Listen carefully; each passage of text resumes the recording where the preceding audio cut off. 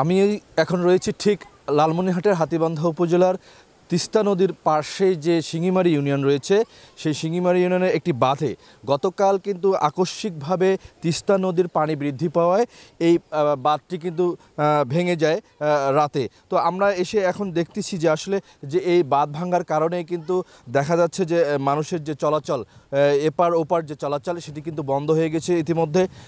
গতকাল রাতে কিন্তু এই স্থানীয় প্রশাসন উপজেলা নির্বাহী অফিসার তিনি এসে পরিদর্শন করছেন, পাশাপাশি পানি উন্নয়ন বোর্ডের সঙ্গে কথা বলে আমরা যেটা জেনেছি যে রাতে যে পানি উন্নয়ন বোর্ড যেটি জানিয়েছেন যে রাত 9টার দিকে হঠাৎ পানি বৃদ্ধি পেয়েছে 7 সেন্টিমিটার উপর বিপদসীমার উপর দিয়ে প্রবাহিত হয়ে পানি কিন্তু বিপদসীমার উপরে বইছে। এখন কিন্তু আজকে সকালে আমরা যেটি জেনেছি যে পানি একটু কমিয়ে বিপদসীমা ছুঁই করছে। তবে আমরা এখানে এসে দেখেছি যে এই বাঁধ ভাঙার কারণে যে ক্ষয়ক্ষতি হয়েছে, বিশেষ করে ফসলি জমি যেগুলো এই রোপা আমন যে ছিল সেই বর্তমানে সেটি কিন্তু তলিয়ে গেছে এবং বিভিন্নভাবে ক্ষয়ক্ষতি গাছপালা কিন্তু ভেসে নিয়ে গেছে। আমরা কৃষকদের সঙ্গে যেটি কথা বলে জেনেছি তারা বলছেন যে ক্ষয়ক্ষতি হয়েছে প্রায় এই বাঁধ ভাঙার কারণে প্রায় 30 হেক্টর জমি কিন্তু তলিয়ে গিয়েছে। পাশাপাশি তারা বলছে যে এই হঠাৎ এই ক্ষতির কেমনে পুষিয়ে নেবে তারা কিন্তু একটু হিমশিম খাবেও বলে তারা আমাদেরকে জানিয়েছে। তবে স্থানীয়দের দাবি করছেন যে এই পানি উন্নয়ন বোর্ডের যে এই বাঁধটি রয়েছে এই বাঁধটি কিন্তু আসলে তেমনভাবে মেরামত করা হয়নি এবছরে। তবে তাদের দাবি যে এই বাঁধটি যেন প্রশস্ত করে উঁচু করে বাঁধে, এটাই কিন্তু স্থানীয়রা দাবি জানাচ্ছে।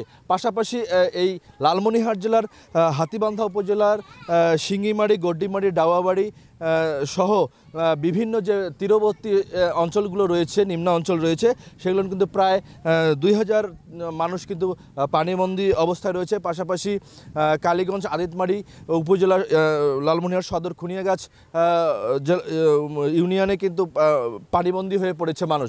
আমি যদি একটু জানতে চাই এই এলাকার গড্ডিমারি ইউনিয়নের যে প্যানেল চেয়ারম্যান রয়েছেন ওনার কাছ থেকে জানবো যে কালকে আকস্মিক বন্যার কারণে যে এই বাঁধটি ভেঙেছে, পাশাপাশি বিভিন্ন ইউনিয়নে কিন্তু অনেক পানিবন্দী হয়েছে, কী রকম ক্ষয়ক্ষতি সহ পানিবন্দী লোক রয়েছে একটু যদি বলতেন। গতকাল আকস্মিকভাবে হাতীবান্ধা উপজেলার গড্ডিমারি ইউনিয়নের উপরে যে তিস্তা ব্যারেজের পানি 7 সেন্টিমিটার উপরে প্রবাহিত হয়, আকস্মিকভাবে এই বাঁধটি ভেঙে যায় এবং ভেঙে যাওয়ার পূর্বেই যে গড্ডিমারি, শিঙ্গিমারি, সিন্দুন্না এবং ডাওয়াবাড়ি এই ইউনিয়নের তীরবর্তী এলাকার অনেক লোক পানিবন্দী হয়ে পড়েছে। আমরা ইতিমধ্যে আমাদের হাতীবান্ধা উপজেলার সুযোগ্য নির্বাহী অফিসার মহোদয় কাল রাত থেকে রাত 3টা পর্যন্ত উনি আমাদের সাথে ছিলেন এবং বিভিন্ন জায়গায় পরিদর্শন করিয়েছেন এবং আমাদেরকে উনি জিও বস্তা সহ বালুর ব্যবস্থা করে দিয়েছেন এবং উনি আশ্বাস দিয়েছেন এই তীরবর্তী এলাকার অনেক গরিব মানুষ পানিবন্দী হয়ে পড়েছে, তাদের মাঝে শুকনো খাবার সহ এবং জিআরের চাল সহ উনি বিতরণ করবে ইনশাল্লাহ। ইনি এভাবেই আমাদেরকে আশ্বাস দিয়েছেন এবং এই বাঁধ ভেঙে যাওয়ার কারণে আমাদের যে আমনের যে ক্ষতিগ্রস্ত হয়েছে এবং অনেক নদীর পানি ভেঙে যাওয়ার কারণে আমাদের পুকুরের মাছ সহ বের হয়ে গিয়েছে, ইত্যাদি অনেক রকমের ক্ষতিগ্রস্ত হয়েছে। জি, ধন্যবাদ। আসলে শুনছিলেন ওনার কাছ থেকে। পাশাপাশি যদি আমি একটু তথ্য দিই যে এই হঠাৎ আকস্মিক পানি বাড়ার কারণে কিন্তু বিশেষ করে বিপাকে পড়েছে তিস্তা চর অঞ্চলের লোকজন। তারা কিন্তু উঁচু জায়গায় স্থানে আশ্রয় নেওয়ার চেষ্টা করছে। পাশাপাশি এই উপজেলায় কিন্তু আশ্রয় কেন্দ্র রয়েছে, সেই আশ্রয় কেন্দ্রগুলো কিন্তু ইতিমধ্যেই প্রস্তুত রাখা হয়েছে।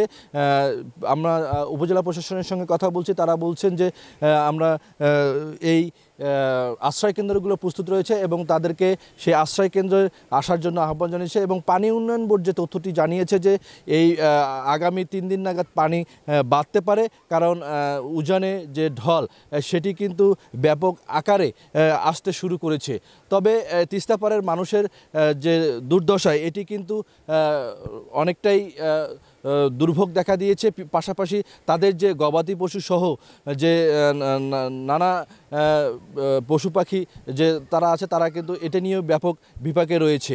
তবে উপজেলা নির্বাহী অফিসার শামীম মিয়ার সঙ্গে আমি কথা বলে যেটি জেনেছি, পানিবন্দীদের মানুষদের যে শুকনো খাবার সহ